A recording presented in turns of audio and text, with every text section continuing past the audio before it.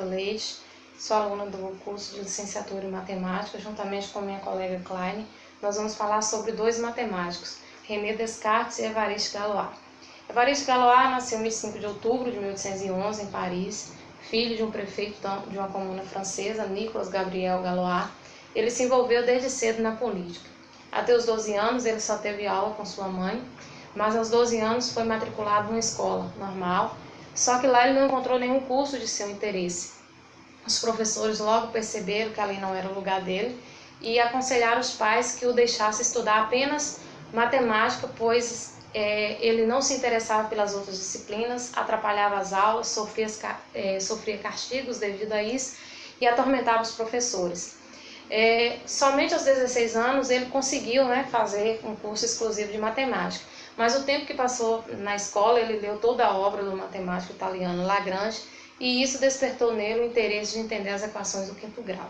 Ele sempre teve um temperamento muito explosivo.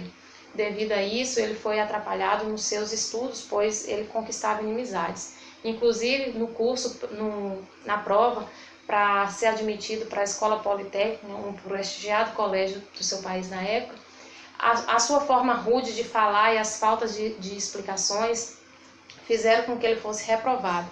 Os professores não entendiam seus cálculos sofisticados e inovadores, muitos desses cálculos eram feitos mentalmente e os professores ficavam frustrados e perplexos porque não conseguiam entender.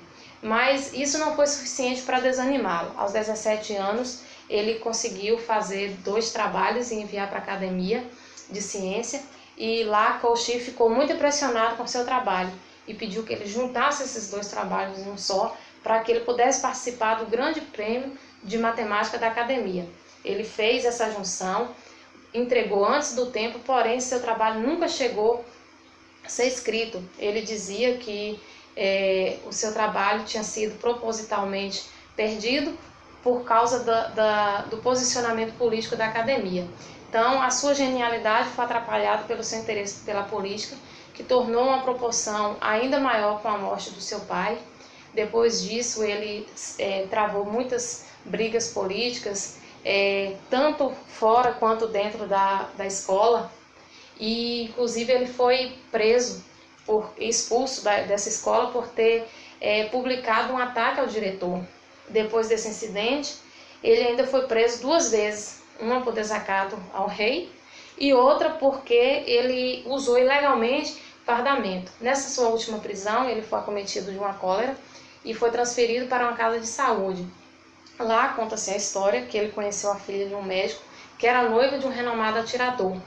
E devido a isso, ele foi chamado para um duelo com esse rapaz e preocupado que ele fosse morto, pois o rapaz era um exímio atirador, ele passou a noite anterior ao duelo escrevendo cartas para seus amigos.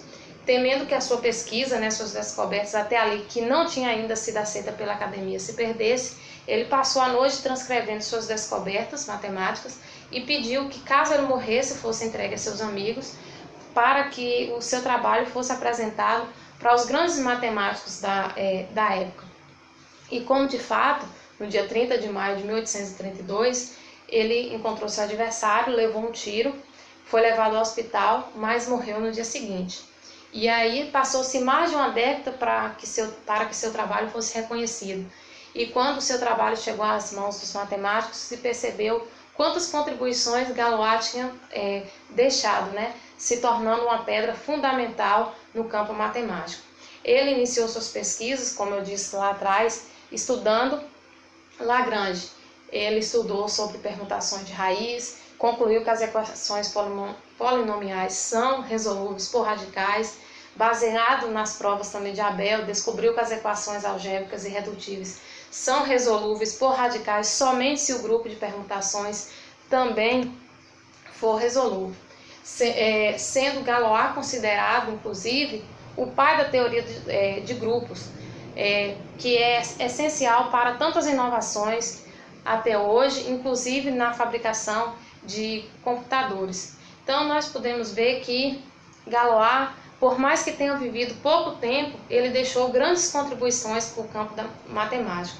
Ele morreu aos 20 anos, talvez se não tivesse morrido tão jovem, ele poderia ter contribuído ainda mais para o avanço da matemática. Olá, meu nome é Klein, sou aluna do curso de Licenciatura em Matemática da Universidade Estadual da Bahia, UNEB. Vou falar um pouco sobre a biografia de René Descartes, filósofo e matemático francês, focando na matemática. Descartes, por vezes chamado de fundador da filosofia moderna e pai da matemática moderna, é considerado um dos maiores pensadores da história humana. Seu pai chamava-se Joaquim Descartes. Ele foi criado pela avó, pois com 1 ano de idade, a sua mãe veio a falecer.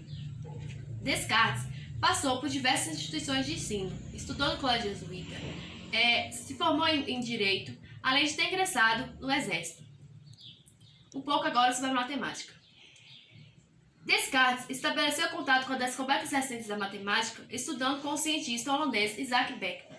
Aos 22 anos, começa a formatar a sua geometria analítica e seu método de raciocinar corretamente, além de ter relacionado a geometria com a álgebra.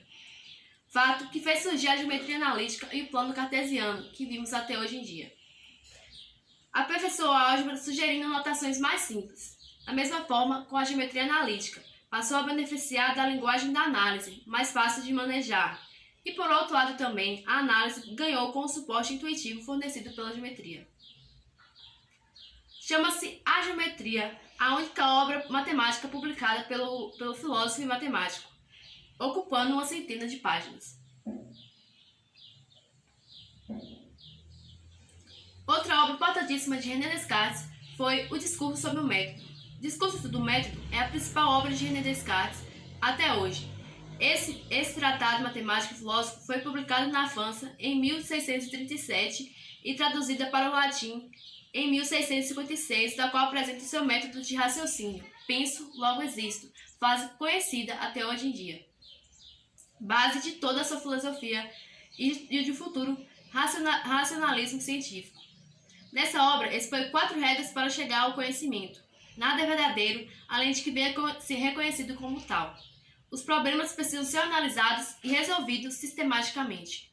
As considerações devem partir do mais simples para o mais complexo. O processo deve ser revisto do começo ao fim para que nada importante seja omitido.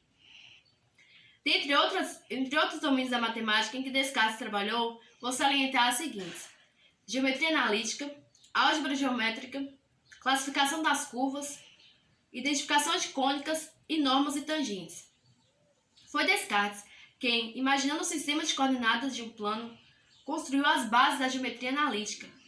Para dar a sua justa relevância e homenagear esse fato, denominam-se ainda hoje de cartesianas os referenciais em que se representam graficamente as funções.